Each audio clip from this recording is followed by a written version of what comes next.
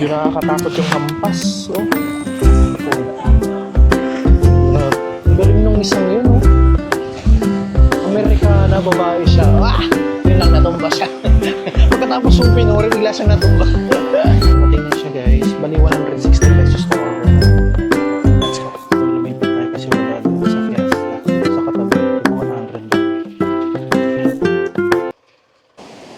What's up, guys? Welcome again sa aking channel. And for today is our last day here in Boracay, no? So, ngayon, wala tayong itinerary na ibinook. So, maglalakad-lakad tayo. And ito yung first time na pumunta ako ng maaga dito sa, sa Station 2, which is 11:45 pa lang in the morning. And ngayon ko lang nakita to, guys. Kumbaga, lagi ko siyang pinupuntahan mga hapon na and laging low tide. And right now, high tide siya. Grabe. So, ipapakita ko sa inyo kung ano yung itsura niya kapag ganitong mga oras, no? Kung mapapansin nyo, ayan, grabe. Sobrang laasin, talagang umaabot na dito sa mga coconut yung tubig. And ayan siya, guys, oh, sobrang maalon.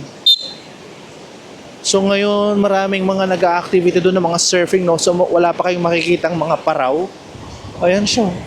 Grabe, sobrang maalon. Kahit mga ilang araw na ako dito, ngayon ko lang siya nakita na high tide kasi dahil nga sa Bulabog Beach ako tumutuloy, no? So yung Bulabog Beach, kapag ganitong high tide din, hindi siya asin maalon, doon asin tahimik. Asin dito, grabe.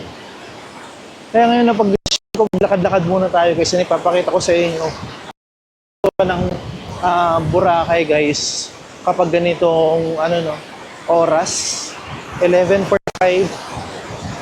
Yan. Kasi di ba, umaabot na siya dito doon sa may coconut, no?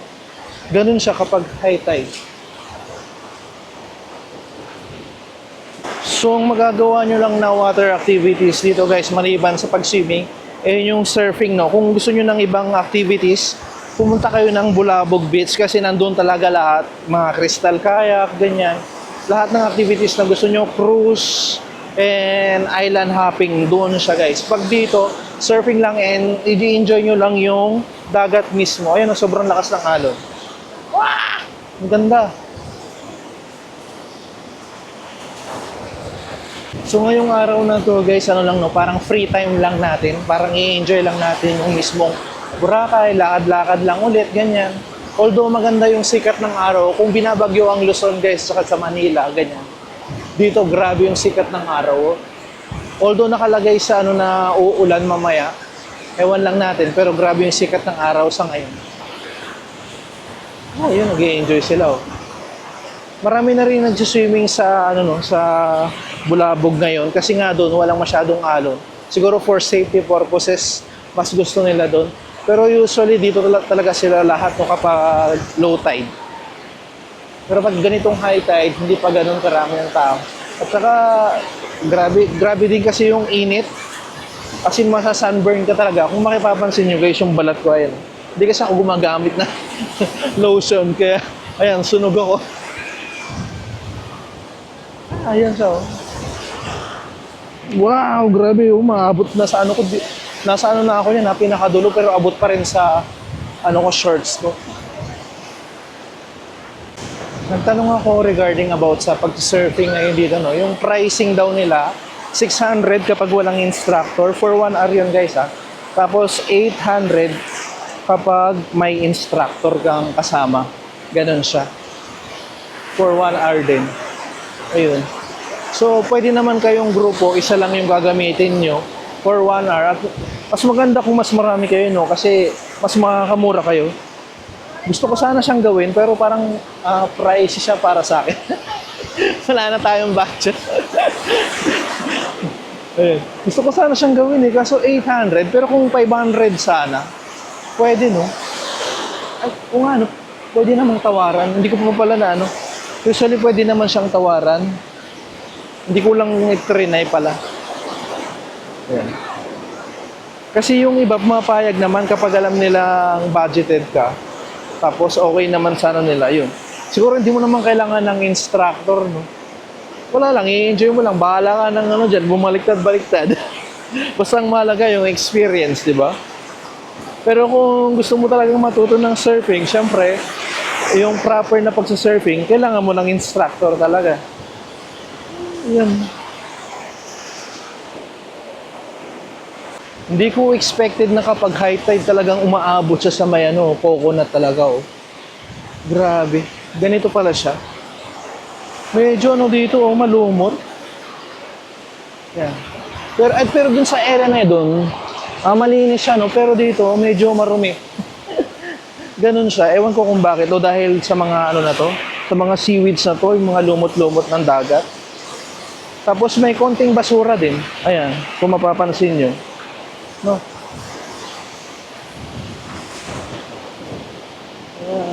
At least nagiging honest ako, di ba? O, tingnan mo, may mga basura, makikita kayong mga plastic, ganyan. Oh. Yan. Ganyan siya. Pero dun sa area na yun, wala ka namang makikita ng ganyan. Dito lang sa area na to, ewan ko kung bakit. Nung minsang naligo rin ako guys, parang low tide yun eh. May mga napansin na akong ano, mga pet bottles, which is hindi ko na lang siya kinuhanan kasi baka mabash ako. Alam mo yung tipong baka, ano ba yan? Pati yan kinukuhanan mo, di ba? Usually kasi kapag nagbablog ka, ang kinukuhanan mo lang yung kagandahan. Pero minsan kasi, grabe tingnan mo, katulad yan, no? Mayroon mga supot ng Skyflex. Hindi ko na lang kinuhanan yung mga ano na, yung mga maraming pet bottles ng mga mineral water, ganyan. As in. Sana ma-maintain yung ano dito, no? Kasi pinagmamalaki pa naman na rin itong Boracay sa mga turista. Tapos ganito yung makikita nila. And to the fact na kumikita naman ang Boracay, imaginein mo bawat gusali na yan, lalo na yung mga nagpapatour. Tapos yung pricing nila, ang mamali, ang daming bumibisita. Siguro naman, yung kikitain nila doon, di ba? Yung maintenance nito, kayang-kaya na, di ba? Yung magbayad sila ng mga taong maglilinis everyday. Kasi sayang, baka ano na, di ba? Sa dami ng magandang tourist spot dito sa Pilipinas, baka yung iba i-consider na lang nila sa iba, imbis na pupunta dito. Kasi nga, ganyan yung makikita nila. Ayan. Wala, ako nanginayang lang ako guys. Kasi ako, sa totoo lang fan ako ng Boracay. Kaya nga, binalikan ko siya kahit mag-isa lang ako. Pero yung makikita kong ganito, di ba? Tapos sabi pa nga ng iba, di ba, mas ma-amaze ka sa ibang area like Siargao, sa Palawan, ganyan, compared dito.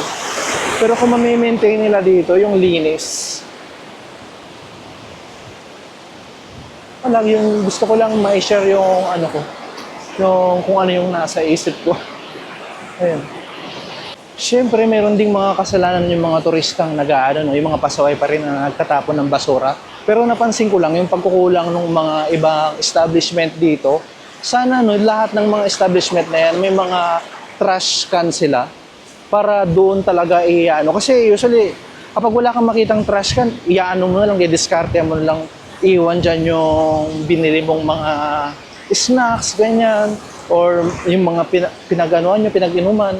Kaya siguro nagkakaroon ng maraming basura dito. Sana magawan ng paraan, no? Para din naman sa ano to para din naman sa kanila. Kasi sila ang kumikita dito Sila ang kumikita sa mga turistang pumupunta rito. Ano ba naman yung maglagay sila ng bawat gusali na yan, may trash can, di ba?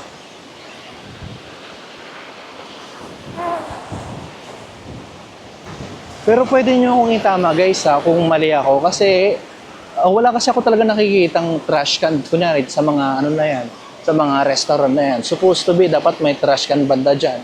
O kahit sa area man lang sana dyan, di ba, para mas madaling itapon yung mga bit-bit nilang basura or kahit na anong dala nila na pwede magdulot ng ano dito, di ba? Na ikakadumi nitong dagat. Ayan, sa paglalakad natin, malapit na tayo. Ay, nandito na tayo sa Station 1. Kanina nandun tayo sa Station 2 Ayan. So, dito, ayan, ganyan na yung abot niya guys. Malapit din sa may coconut. Unlike sa may Station 2 na hanggang coconut 3 talaga yung tubig dagat.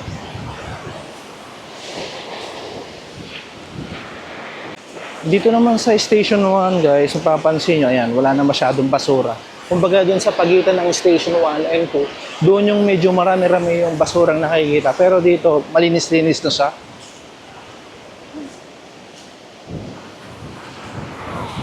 Ayan, nakarating na tayo dito sa ano no, itong masilong na to. Ito ano to popular sa mga gustong mag-relax lang. Kunyari gusto nila ng masilong na hindi sila naiinitan. Dito sila tumatambay pero right now walang tumatambay gawa nga ng high tide pa siya no. So maabot yung tubig dito. Pero pag low tide maraming mga nag-aano dito. Nagpi-picnic habang pinagmamasdan yung ganda ng dagat ng Boracay. So ngayon malapit na tayo sa may Willis Rock. Yan. Kahit lakad-lakad lang yan, nai-enjoy ko. Sobrang ganda. Tapos yung sounds ng dagat, iba rin. Eh. May nakaka-relax.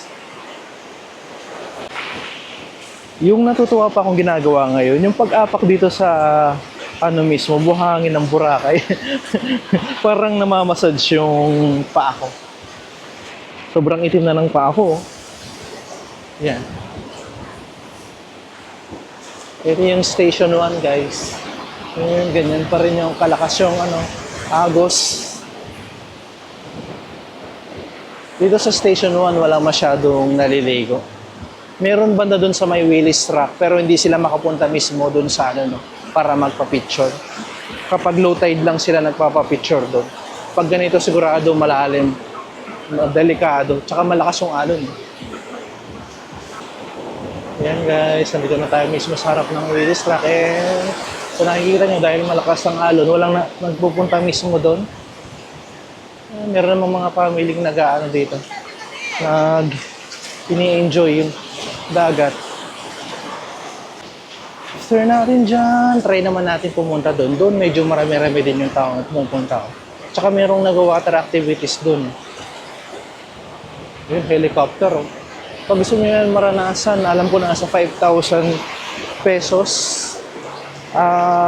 per person. Pero hindi ko alam kung ilan yung minimum na kailangan.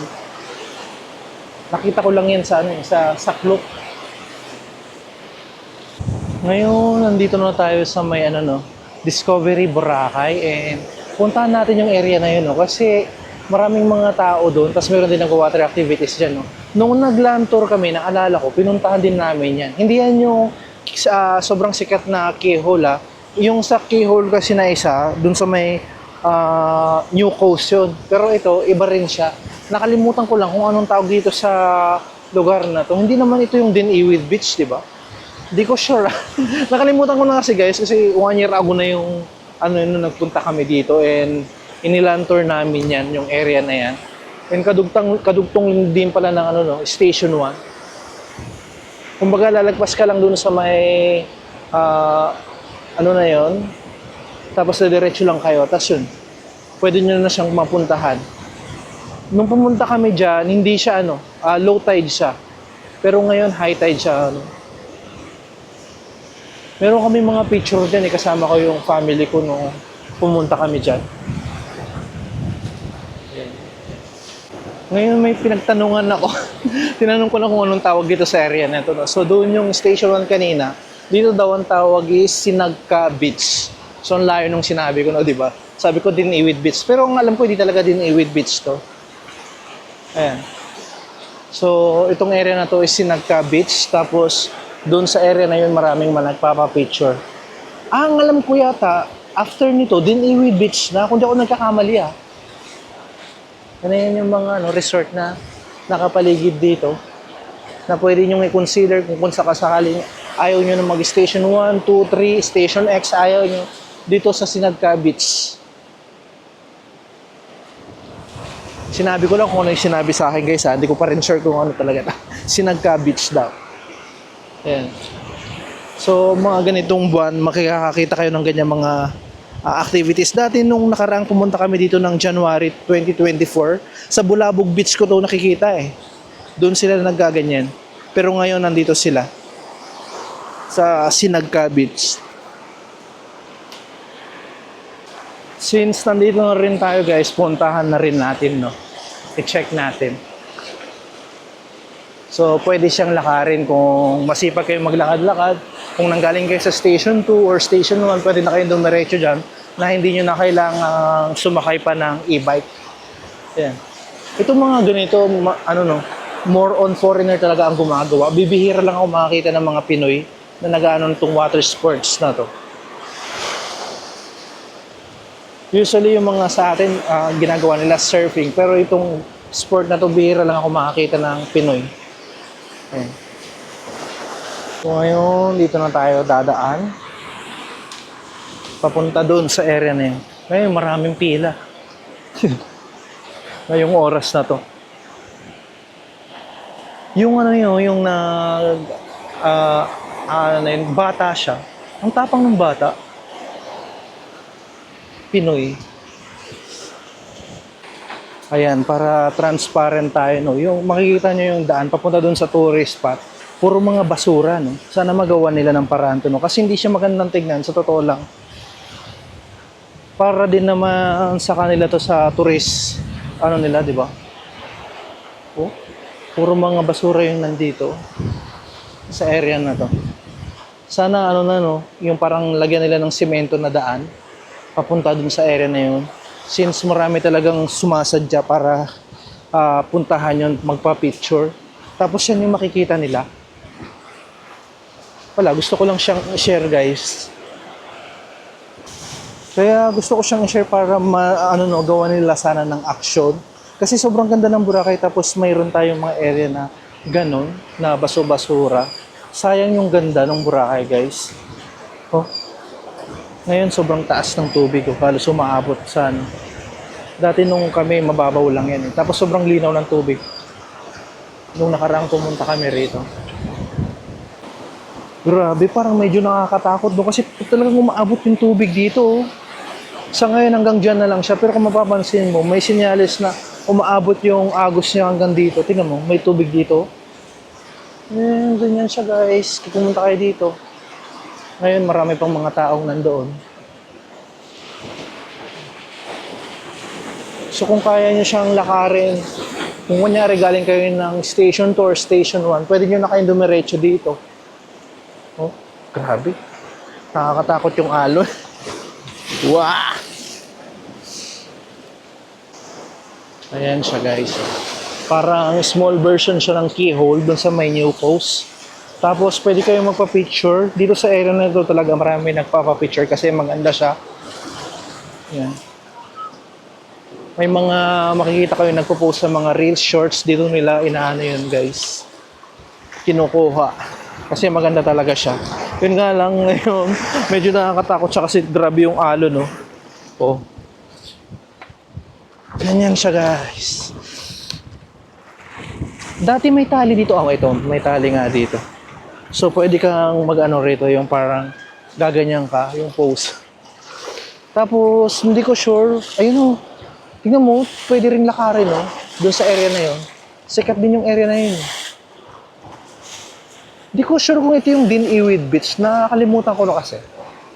Dikit-dikit lang siya, guys. Kung ano kayo, kung gustong-gusto niyo yung naglalakad. Hindi naman siya as in malayong malayo. Kayang lakarin ng mga 20 minutes, ganyan. Yun, doon sa area na yun. Marami. Oh. Wow, kakatakot. Wow. Umaabot siya dito. Wow. Grabe. Wow, galit siya. Wow. Medyo nakakatakot yung hampas. Oh. Oh. Grabe yung hampas dito. Tinatry niyang tumawid doon kaso na inaabutan siya ng malakas yung hampas, guys. Hindi na siya tumuloy. Gusto nilang lumipat doon. Ako nag-stay muna ako dito. Sila muna. Ayan. So, chechempohan mo siya. Yun nga lang, hindi mo alam kung kailan siya hampas ng sobrang lakas.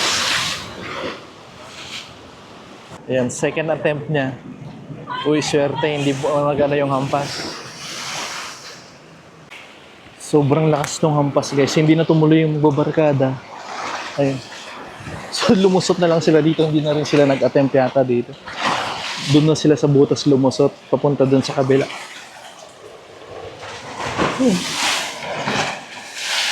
Kahit sino matatakot eh. Ayun na nga, dyan na nga sila. Dyan na lang sila lumusot. Hindi, gusto nilang pumunta doon kaso sa sobrang lakas ng hampas. Ayan. Siyempre, uunahin nila yung kaligtasan nila na mahirap na, grabe yung hampas. So, kung madulas ka nga naman. Although merong ano dito, lubid, no? Pero syempre hindi mo alam ang disgrasya. Then dito sa area na to, marami rin nagpapapicture dito sa area na to, kahit doon sa area na yun. Pero sa ngayon, walang mag-a-attend kasi sobrang lakas ng hampas, guys. Ngayon, alis na tayo dito, guys. So, nakapag-picture naman tayo ng konti. Mahirap talaga pag solo ka, no? Walang nagtitake ng picture para sa'yo. So, ngayon, it's 1 o'clock na. So, isang oras na tayo naglalakad-lakad from station to, no? Papunta rito sa area na to. Yeah. So, balik na tayo doon at mag-late lunch na tayo kasi 1 p.m. na. Pabalik na tayo, no? Ngayon, mas maraming nag-ano dito, nag-water sports. So, compared kanina, meron pa doon. Parang bata yung nandun, no? Grabe, nakaka-enjoy. Kung marunong lang ako niyan, gagawin ko rin. Ang problema ko kasi hindi ako marunong lumangoy. Diba? So, hindi tayo marunong, hindi tayo pwede sa ganyang, sports. Ayan sila, oh. Nakaka-enjoy silang tignan. Ang dami na nila, oh. Tapos dito yung pinaka, kung saan kayo pwedeng mag-rent. Pag ganitong buwan, guys, dito lang, lalagpas lang kayo ng Station 1. Dito yung activities na to. Kung gusto niyo siya i-experience o marunong kayo ng ganyan. Galing ng foreigner, no? Kapag ganyan, talagang kailangan malakas yung mo, yung braso mo. Kasi ng hangin. No? Hindi mo pwedeng basta-basta mabibitawan. Tapos dapat marunong ka mag-control, oh, para yung direction ba.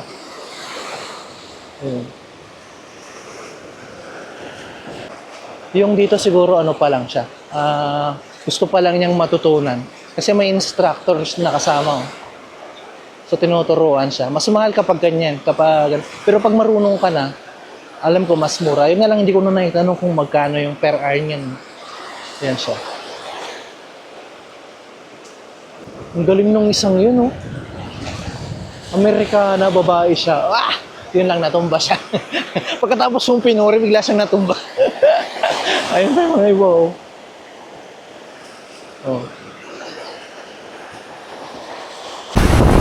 Pag 1 p.m. pala, guys, nagsisimula ng mag-low tide, no? Compared kaninang 11:45 nung nagsimula tayong maglakad-lakad. As in, umaabot pa hanggang sa Coconut Tree. Pero ngayon, ganyan ang itsura niya pag 1 p.m. Yan. Diba? Kanina naglakad tayo, kung matatandaan nyo, talagang umaabot pa yung tubig hanggang dun. Pero ngayon, ganyan na siya. Nandito ako ngayon sa Jasper's Tapsilog and Resto, guys. Dito tayo kakain and yung kinuha ko is sisig. So hinihintay na lang natin yung order natin. Kumain na kami rin dito before nung kasama ko pa yung family ko. And yun, dito ako ulit kakain kasi medyo mura din siya. And nagka-crave talaga ako ng sisig. Pakita ko saglit sa inyo kung ano yung itsura, guys. Ganyan siya. Yan. Nandito ako ngayon sa second floor para yung pinaka-ano nila is, yung pinaka-counter nila is sa baba, no? So, umakyat na ako dito. Hinihintay ko na lang yung order ko. Yan pa yung ibang area, guys. Dati dyan kami nakapwesto kasi marami nga kami. Kasama ko nga yung mga kapatid ko tsaka pamangkin. Ayan pa, guys. Kung kagaya ko kayo na titipid, guys, isa rin to sa mga magandang option or budgeted na kainan na restaurant, no? So, malapit lang siya sa D-Mall. Bali, lalabas kayo. Tapos makikita niyo yung parang lake dyan. Dito, kakanan lang kayo, guys. Ganun siya. Dumating na siya, guys. Bali, 160 pesos tong order natin. Kain na tayo, guys. Lagyan lang natin ng kalamansi. Tapos kumuha ko dito ng chili sauce. Para mas ganahan. Marami na din siya. Let's see.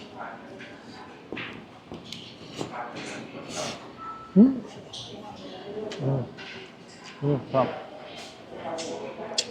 Hindagan ko ng kalamansi para masyadong sumarap. Wow. Masarap yung lasa. Mura na tapos masarap pa.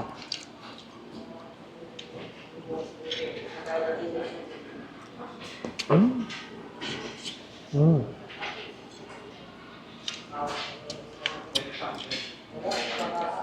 Pag mahilig kayo sa sisig, tapos gusto niyo affordable, punta lang kayo dito guys. Masarap siya asin. Wow, masarap din yung pagkakamalasado nitong ano, egg nila.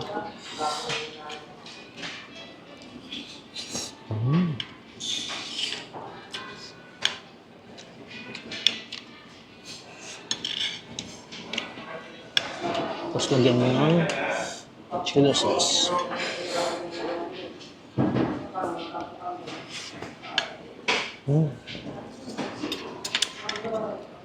So yan yung itsura ng resto guys. No? So Jasper's Tapsilog and Resto Boracay. Then kadikit lang niya ito, ano na to, D-Mall Palengke. So dyan lang siya. Just in case na gusto nyo rin siyang puntahan at on the budget kayo. Yan.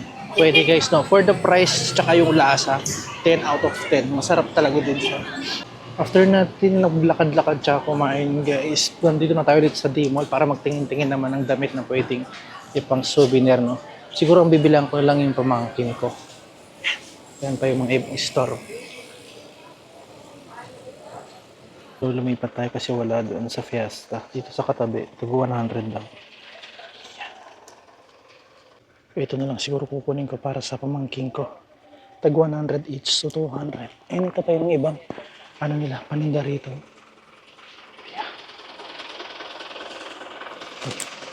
Dito na ako namili para sa akin. Sila, di ko na sila bilan kasi sila, nung last, ano din ka ako dito, bumili na rin ako. Thank you. Thank you po. Ay. So, dalawa sa pamangkin ko, tsaka dalawa sa akin. Kasi kami lang yung wala. No? Yung mga, nung nakaraan kasi, nakabili na rin kami pati mga ref magnet, ganyan, tsaka mga bag nila nung nagpunta kami dito na family. Eh, ngayon, try natin tignan dito yung kung ano pang pwede nating mabili, no? Ano to? Mag-check tayo dito sa Mako at Pasalubong, no? So, malapit lang din dun sa Jasper's Tapsilog kung saan tayo kumain kanina. Ayan siya, guys. So, may mga piyaya dito. Mga pudding, banana chips, chicharon. Ito, biscucho. Ito, try natin. 160 pesos. Ito, banana chips, 100 pesos. Oh, may 260 grams. Teka lang, may mali. Dito na lang ako. 100. No? Ayan pa yung iba. Ayan, ito yung mga pinagkukuha natin. Kumuha din tayo ng pudding cubes. Ngayon, public na ako sa hostel namin guys. No, para dito ang aking pinamili. Yung pasalubong natin. Tsaka itong souvenir na damit para dun sa pamangking ko. Tsaka para sa akin na rin. So halos bungad lang naman yung pinagbilihan ko dun sa may D-Mall. No? Hindi na ako masyadong umikot. Kasi okay naman yung mga design nung napuntahan natin. Yan. Tapos, yun, pumunta lang tayo doon. Lumabas lang tayo. Tapos doon tayo bumili ng mga pasalubong natin na pangapiyaya, ganyan. Kung ano pa. Tapos may mga biskotso din. No? Pero kung souvenir lang ang pag-uusapan, guys, marami naman dyan sa D-Mall. Pwede nyo yung ikutin kung sakasakaling hindi nyo type yung store na pinagbilihan ko. Marami kayong pagpipilian. Meron din sa harap mismo ng beachfront, no? Tapos, dito rin marami din dyan sa area na yan. At kahit naman saan kayo magpuntang tourist spot, may mga souvenir store kayong makikita. Yan. Ako lang kumbaga kapag nagustuhan ko na hindi na ako umiikot, ganun lang naman kasimple. At saka kung afford ko siya, yun ang importante, yung afford ko yung bibiling ko, di ba? Yan. Ngayon, ihatid ko na to, tapos na naman ang araw natin. At ito na rin yung pinaka-last day natin dito sa Boracay dahil bukas uuwi na tayo ulit ng Pampanga, guys. Dahil dyan guys, diyan ko muna tatapusin itong vlog na to. Salamat sa pagsama sa aking Boracay trip, guys. And hoping na nag-enjoy kayo sa buong pag-stay natin dito sa Boracay. And sana kayo naman ang makapunta rito at maka-experience ng mga ginawa natin, no? So marami pa kayong pwedeng gawin na hindi ko ginawa, no? Although kasi nagawa ko na before, hindi ko na lang isinama ngayon kasi nga nagawa ko na, di ba? Usually naman ang gagawin mo kung pangalawa mo na or pangatlo yung mga bagay na hindi mo pa nagagawa para mas ma-enjoy mo talaga ang Boracay, di ba? Muli, salamat guys, and magsama-sama tayo ulit sa mga susunod nating travel vlog, and that's it for today guys. Bye!